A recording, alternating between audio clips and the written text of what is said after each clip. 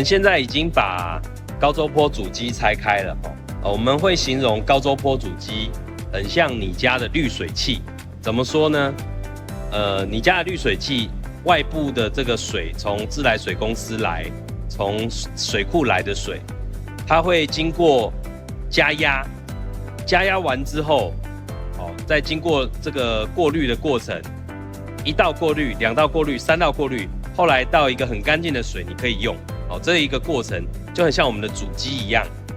外部的电，我们工业用电380伏3相的电从这边进来之后，经过这里一个安全开关，一个 breaker， 它从这边进来，然后再到这边，这边是一个整流器，它可以把电从交流变成直流。那交流变直流之后呢，它的电会跑到下面，这边有一个电容，它可以吸收突波。那在经过电容之后，它会跑到这边的一个电感来做变压的动作。这个时候变压之后的这个频率才可以供应我们后面做使用。那最后呢，它要从我们这个主机的电跑到 CT 之前，它会再进到这边一个电感电容里面去做杂讯过滤。过滤完之后，电就会接到我们隔壁的 CT 箱去。现在可以看到主机的另外一侧跟我们的 CT 箱。刚刚的介绍里面有提到电容，你看我们这颗电容很大一颗。今天电容呢就很像水库一样，它可以蓄积能量，在没有水的时候就把电能储存在里面。那到需要电的时候，就从里面提出来。那它有什么好处呢？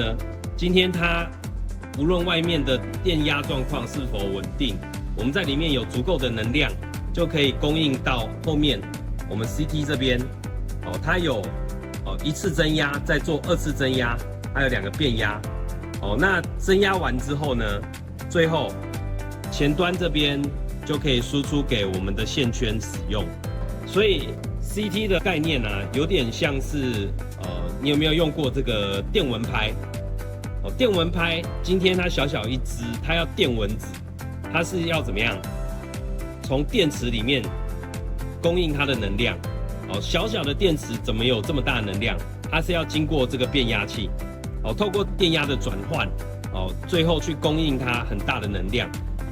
我们也是透过这样的一个变压器，让最后前面的线圈输出可以去做出我刚刚讲很棒的料理。好，接下来我们看到线圈。刚刚讲到线圈很像锅具一样，根据我们今天选择的工件，是要做什么样的工件？小的工件用小的线圈，大的工件，像这个工件只有做上端硬化处理，就选择比较大型的线圈。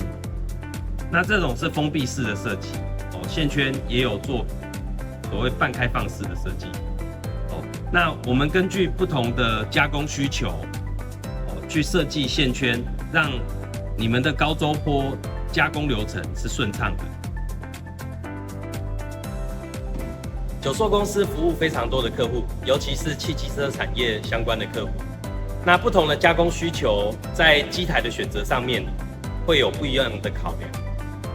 不管是大的小的，只要适用的就是好的机台。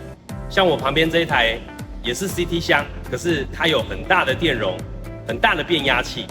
尤其在一些工件是高精度要求的情况下，比如说它的淬火精度要很高，深度范围必须控制得很好，它电流必须要很稳定，就需要用到这样的设备。